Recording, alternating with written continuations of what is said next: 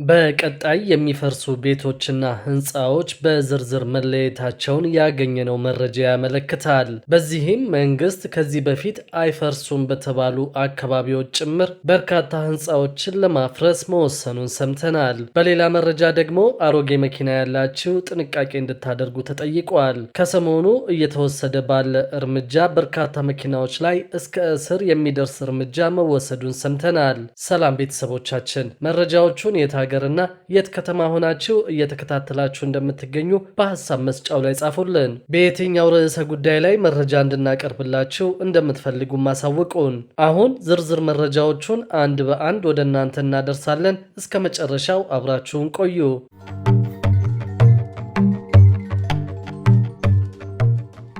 በቀጣይ የሚፈርሱ ቤቶችና ህንፃዎች በዝርዝር መለየታቸውን ያገኘነው መረጃ ያመለክታል። በዚህም መንግስት ከዚህ በፊት አይፈርሱም በተባሉ አካባቢዎች ጭምር በርካታ ህንፃዎችን ለማፍረስ መወሰኑን ሰምተናል። በቦሌ አካባቢ የሚገኙ በርካታ ህንፃዎች ሊፈርሱ መሆኑን ያገኘነው መረጃ ያሳያል። በአዲስ አበባ ከተማ ቦሌ አካባቢ ለሚገነባው የኦሮሚያ ክልል የመንግስት ጽሕፈት ቤቶች ማስፋፊያ ፕሮጀክት በቦሌ አካባቢ የሚገኙ ህንፃዎች ሊፈርሱ መሆኑን የተሰማው ፕሮጀክቱ ከዛሬ 2 ዓመት በፊት የመሰረተ ድንጋይ የተጣለለት ሲሆን ግንባታውንም የቻይና ሲቪልና ኢንጂነሪንግ ኮርፖሬሽን እንደሚያከናውነው መገለጹ ይታወሳል። የመሰረተ ድንጋይ በተጣለበት ወቅት የኦሮሚያ ክልል ኮሚኒኬሽን ቢሮ እንዳስታወቀው ፕሮጀክቱ 6 ሄክታር መሬትን የሚሸፍን ይሆናል ተብሎ ነበር። በዚህ ጉዳይ ላይ በቅርቡ የአዲስ አበባ ከተማ አስተዳደር መሬት ልማትና አስተዳደር ቢሮ ውሳኔ አሳልፎ ለፕሮጀክቱ መሬቱ እንዲሰጥ ማድረጉ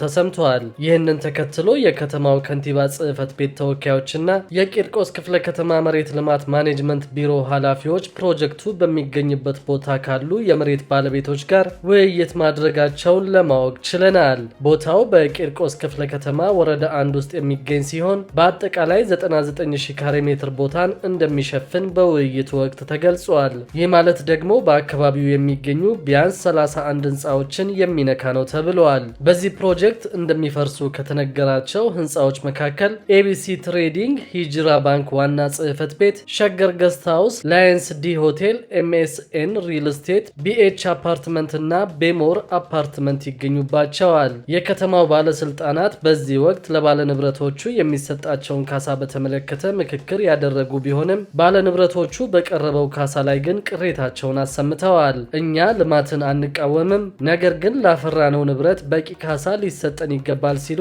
ህንፃቸው ከሚፈርስባቸው ሰዎች መካከል አንደኛው ተናግረዋል። እነዚህ ባለንብረቶች በቀረበው ካሳ ላይ ያላቸውን ቅሬታ የሚገልጽ አቤቱታ ለጠቅላይ ሚኒስትር ጽሕፈት ቤትና ለከንቲባ አዳነች አቤቤ ለማቅረብ በዝግጅት ላይ እንደሚገኙም ተገልጿል። በተለያዩ ምክንያቶች መንግስት በርካታ ባለንብረቶችን ከመኖሪያና ከንግድ ቤታቸው በማፈናቀል ላይ መሆኑ ይታወቃል። ይህንን ተከትሎም አምነስቲ ኢንተርናሽናል መንግስት የሚያካሂደውን የኮሪደር ልማት እንዲያቋርጥ ጠይቋል። መንግስት የሚያካሂደው የኮሪደር ልማት በሰብአዊነት ላይ የሚያስከትለው ተጽዕኖ እስኪጠና ድረስ የከተማ ነዋሪዎችን ለልማት ሲል ማፈናቀሉን እንዲያቆም ሲል አምነስቲ ኢንተርናሽናል ጥያቄውን አቅርበዋል። የመንግስት ባለስልጣናት በኮሪደር ልማቱ ምክንያት የተፈናቀሉትን በበቂ ሁኔታ ማማከር እንዳልቻሉና ቤቶችንና የንግድ ሱቆችን ከማፍረሳቸው በፊት በቂ ማስጠንቀቂያ እንዳልሰጡም በሪፖርቱ ገልጿል። ነዋሪዎች ሲነሱም በቂ ካሳ ለተነሺዎች አለመሰጠቱን አምነስቲ ኢንተርናሽናል ተናግረዋል። ሌሎች ነዋሪዎችም ቀጣዮቹ ተነሺዎች እንዳይሆኑ በመስጋት በከፍተኛ ፍርሃት ውስጥ እየኖሩ መሆኑን አስታውቀዋል። ከ2 ዓመታት በፊት የተጀመረው የኮሪደር ልማት በ63 በሚበልጡ ከተሞች እየተከናወነ ሲሆን በዚህ ምክንያትም በሺዎች የሚቆጠሩ መኖሪያ ቤቶች፣ የንግድ ሱቆችና የተለያዩ አገልግሎት መስጫዎች መፍረሳቸው ይታወቃል። በሌላ መረጃ ደግሞ አሮጌ መኪና ያላችሁ ጥንቃቄ እንድታደርጉ ተጠይቀዋል። ከሰሞኑ እየተወሰደ ባለ እርምጃ በርካታ መኪናዎች ላይ እስከ እስር የሚደርስ እርምጃ መወሰዱን ሰምተናል። ለ2 ሳምንታት ያክል በተለያዩ የአዲስ አበባና የሸገር ከተማ መንገዶች ላይ በተደረገ የክትትልና የድጋፍ ስራ በተሽከርካሪዎች ላይ በርካታ ጉድለቶች መገኘታቸውን የትራንስፖርትና ሎጂስቲክስ ሚኒስቴር አስታውቋል። በተለይም ዓመታዊ የቴክኒክ ምርመራ ተደርጎላቸው ብቃታቸው ሳይረጋገጥ ቦሎ የያዙ ተሽከርካሪዎች በርካቶች መሆናቸውን በሚኒስቴር መስሪያ ቤቱ የትራንስፖርት አገልግሎትና ቁጥጥር ዘርፍ አማካሪ አሰፋ አሰፋ ሐዲስ ገልጸዋል። የተሽከርካሪ ፍሬን የወለቀባቸው፣ ሰነድ ሳይኖራቸው ቦሎ እንዲይዙ የተደረጉ፣ መብራታቸው የማይሰራ፣ መስታወታቸው የተሰባበረና ሌሎችም ክፍተቶች በክትትሉ ወቅት መገኘታቸውን ተናግረዋል። አስፈላጊውን እድሳት ሳያደርጉ ጊዜያቸው ያለፈባቸው ተሽከርካሪዎች ስለመኖራቸው አስረድተዋል። ከዚህም ባሻገር መንጃ ፍቃድ ሳይዙ የሚያሽከረክሩ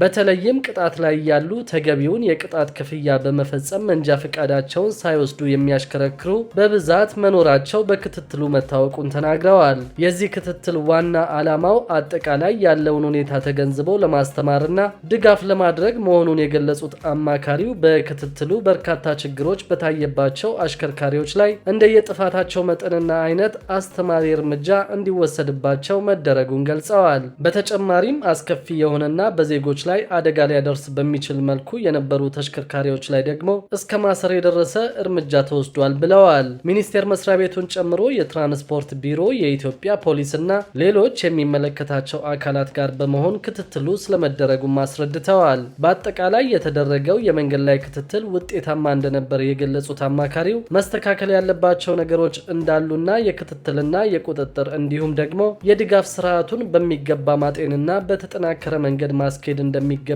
ያሳየ መሆኑን ተናግረዋል። በተጨማሪም ውሳኔ የሚያስፈልጋቸው ጉዳዮች እልባት እንዲያገኙ ለማስቻል አቅጣጫ ያስቀመጠ ክትትልም ነበር ሲሉ ተናግረዋል። በሌላ በኩል ደግሞ ከሞተር ሳይክሎችና ከባጃጆች ጋር በተያያዘ አዲስ መመሪያ ይፋ ተደርጓል። በዚህም በነዳጅ የሚሰሩ ባለ 2 እና ባለ 3 እግር ተሽከርካሪዎች ወደ ሀገር ውስጥ እንዳይገቡ መወሰኑ ታውቋል። በነዳጅ የሚሰሩ ባለ 2 እና ባለ 3 እግር ተሽከርካሪዎች ወደ ሀገር ውስጥ እንዳይገቡ መወሰኑን የትራንስፖርትና ሎጂስቲክስ ሚኒስቴር አስታውቋል። በተለምዶ ባጃጅ የሚባሉት ባለ 3 እግር ተሽከርካሪዎችና ባለ 2 እግር ሞተር ብስክሌቶች ወደ ሀገር ውስጥ ማስገባት እንደማይቻል የትራንስፖርትና ሎጂስቲክስ ሚኒስትር ዴኤታ አቶ በሮ ሐሰን ተናግረዋል። ሚኒስትር ዴኤታው ይህንን ያሉት አሃድ ቢዝነስ ግሩፕ በሀገር ውስጥ የተመረቱ በኤሌክትሪክ የሚሰሩ ባለ 3 እና ባለ 2 እግር ተሽከርካሪዎችን ለገበያ ማቅረቡን በወዳጅነት ፓርክ በተዘጋጀ ስነ ስርዓት ሲያስተዋውቅ ነው። ኢትዮጵያ በየዓመቱ ለነዳጅ እስከ 6 ቢሊዮን ብር እንደምታወጣ የተናገሩት አቶ በሪሆ በታዳሽ ኃይል ላይ ያለንን እምቅ አቅም ተጠቅመን ከውጭ ከሚገባው ደረጃውን ያልጠበቀ ነዳጅ ላይ ጥገኛ ከመሆንና አዙሪት ውስጥ ከመግባት ይልቅ በኤሌክትሪክ የሚሰሩ ተሽከርካሪዎችን እንደ አማራጭ መውሰድ አለብን ብለዋል።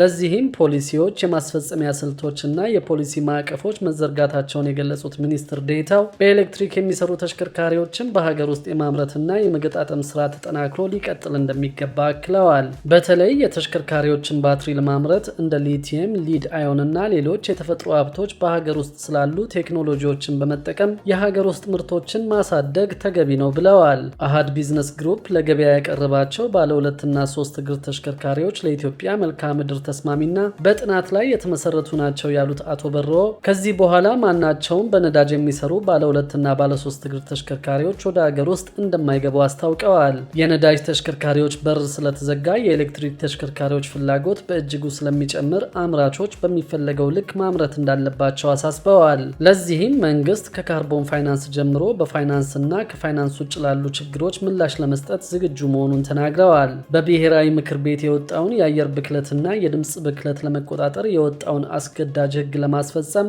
መሰል ተሽከርካሪዎችን በስፋት ማምረት እንደሚያስፈልግም አቶ በሮ ጠቁመዋል። ኢትዮጵያ የአየር ብክለትን ለመከላከል ከምታከናውናቸው ስራዎች አንዱ የአረንጓዴ ልማትን ማረጋገጥ መሆኑን የተናገሩት ደግሞ የኢንዱስትሪ ሚኒስትር ዴኤታ አቶ ታረቀኝ ቡሉልታ ናቸው። ለዚህም በካይ ጋዝን ወደ አየር የሚለቁ ተሽከርካሪዎችን ወደ ኤሌክትሪክ የመቀየር ስትራቴጂ ተጠናክሮ መቀጠሉን ተናግረዋል። በኤሌክትሪክ የሚሰሩ ተሽከርካሪዎች የአየር ብክለትን ከመቀነስ ባሻገር በነዳጅ ከሚሰሩ ተሽከርካሪዎች ጋር ሲነጻጸሩ የጥገና ወጪያቸው አነስተኛ መሆኑን የተናገሩት አቶ ታረቀኝ ለዚህም መንግስት ለአምራች ኢንዱስትሪዎች በተሻለ ከፍተኛ ድጋፍ ማድረጉን ገልጸዋል። 1200 ቀላል ተሽከርካሪዎችና 3500 ሚኒባሶችና አውቶቡሶችን በአመት ለማምረት ዝግጅት መደረጉን አክለዋል። ለኤሌክትሪክ ተሽከርካሪዎች ከጸደቁት ስትራቴጂዎች አንዱ መሰረተ ልማቶችን መለየትና ማሟላት እንደሆነ የገለጹት ሚኒስትር ዴታው በአሁኑ ወቅት በአጠቃላይ 2226 የኤሌክትሪክ ተሽከርካሪ ቻርጅ ማድረጊያዎች እንደሚያስፈልጉ ተናግረዋል። ክቡራትና ክቡራን የአዲስ ቢዝነስ የዩቲዩብ ቻናል ተከታታዮቻችን ይህንን ቻናል ሰብስክራይብ ሳታደርጉ የምትከታተሉን ከሆነ ቢዝነስና ሌሎች ተያያዥ ጉዳዮችን በተመለከተ አዳዲስ መረጃ ለማግኘት የዩቲዩብ ቻናሉን ሰብስክራይብ በማድረግ ቤተሰብ እንድትሆኑን በትህትና እንጠይቃለን።